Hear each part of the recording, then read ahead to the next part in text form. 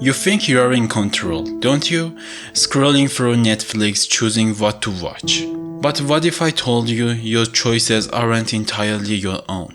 What if every next episode you clicked, every late night binge that stole your sleep was meticulously engineered? We are not talking about algorithms here, although they play their part.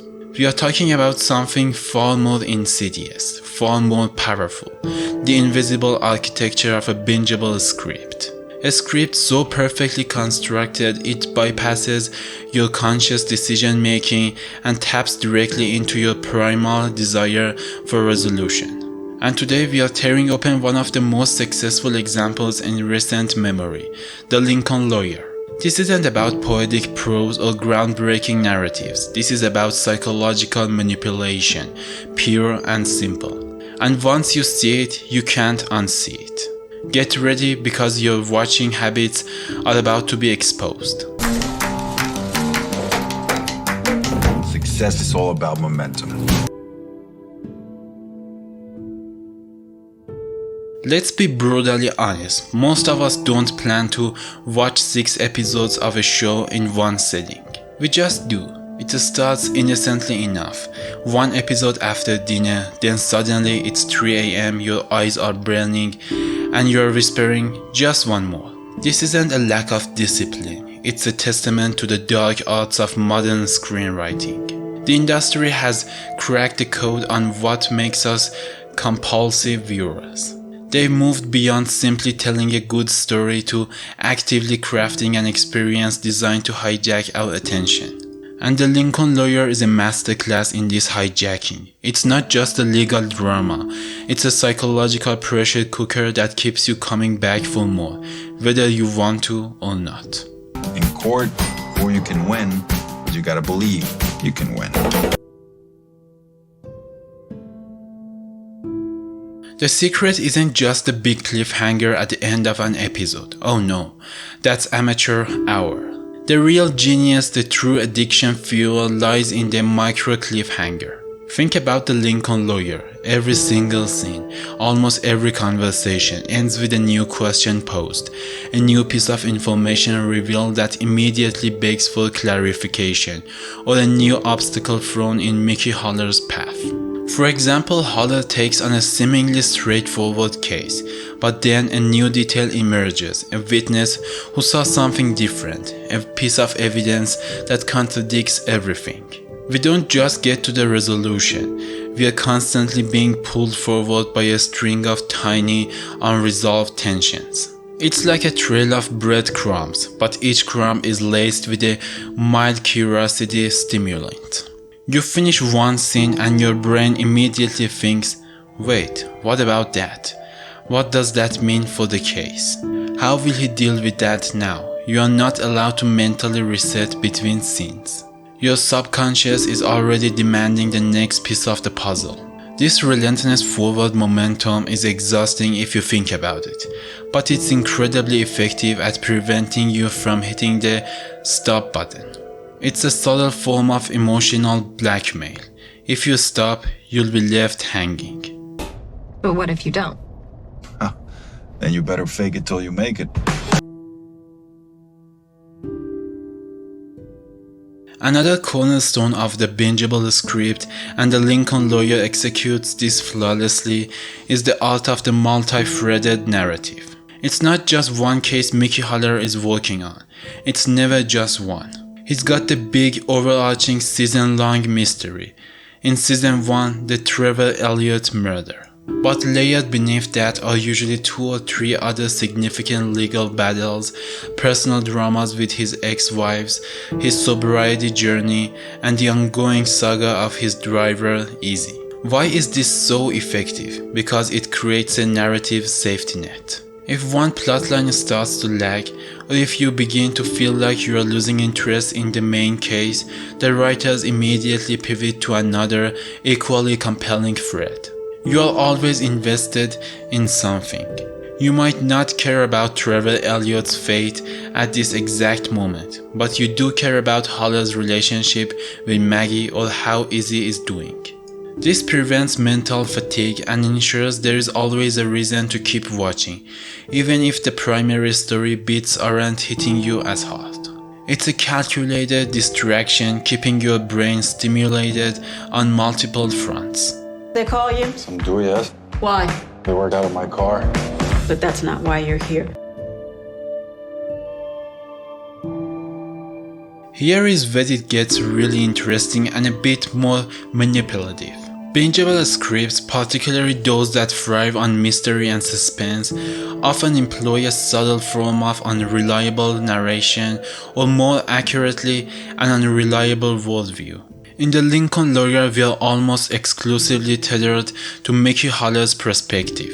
We see the world through his eyes, we hear his internal monologues, we experience his frustrations and triumphs. But here is the catch, Haller doesn't always have all the answers. He makes assumptions, he gets blindsided, he's human. This isn't a flaw in the writing, it's a feature. Because his uncertainty becomes our uncertainty. When he's stumped, we are stumped. When a new piece of evidence throws him for a loop, it throws us for a loop.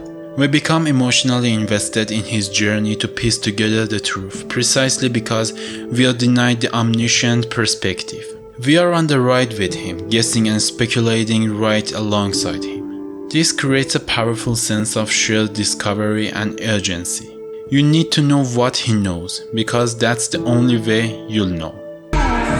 Do not turn this trial into a circus.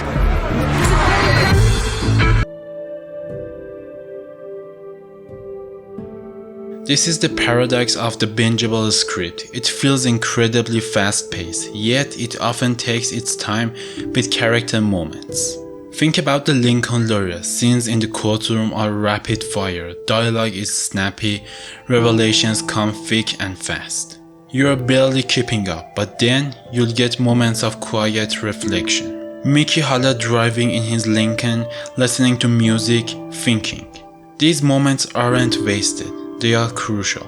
These slow moments serve a dual purpose. Firstly, they allow us to emotionally connect with Haller, to understand his motivations and struggles beyond the legal jargon. They humanize him. Secondly, and more strategically, they act as a momentary pressure release.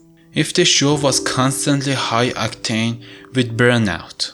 These slower beats are like brief breaths before the next plunge into narrative intensity. They make the rapid-fire scenes feel even more impactful when they arrive. It's a carefully calibrated rhythm, a narrative ebb and flow that prevents viewer fatigue while maintaining a constant hum of engagement. You're never truly bored, nor are you entirely overwhelmed. Andy, everything's gonna be okay. Don't let yourselves be fooled. Let's talk about Mickey Haller himself. He's not your squeaky clean, morally upright hero. He's flawed, he's made mistakes, he operates in shades of grey.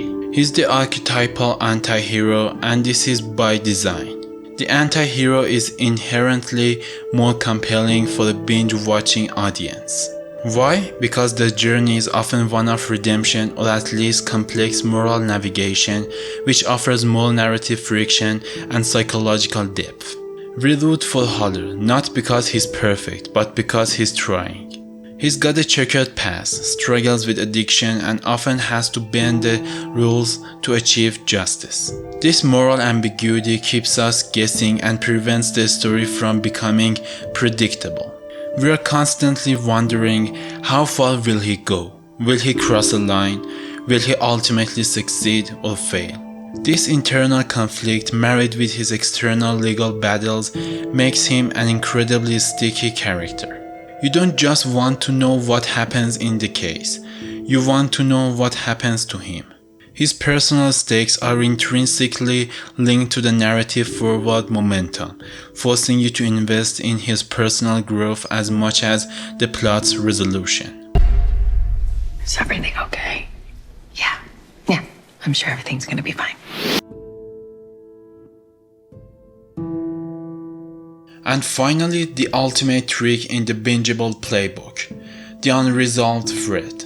Even when a major case is concluded, even when a season ends, the Lincoln lawyer rarely ties up every single loose end. Think about the final moments of a season. A new client appears, a new threat emerges, a personal relationship is left hanging in the balance, or the revelation is made that throws everything we thought we knew into question.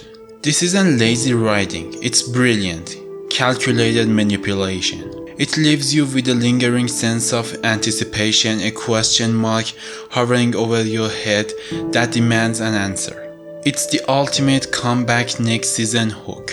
You finish the last episode and instead of feeling satisfied, you feel a low-level hum of incompleteness. Your brain is already processing the implication of that final scene, already anticipating what's next. You are not just ready for the next season, you are already psychologically committed to it. It's a narrative drug that ensures repeat customers, effectively turning casual viewers into loyal subscribers, addicted to the next fix of Holly's world. You'll end up alone? It's a terrible Hollywood cliche.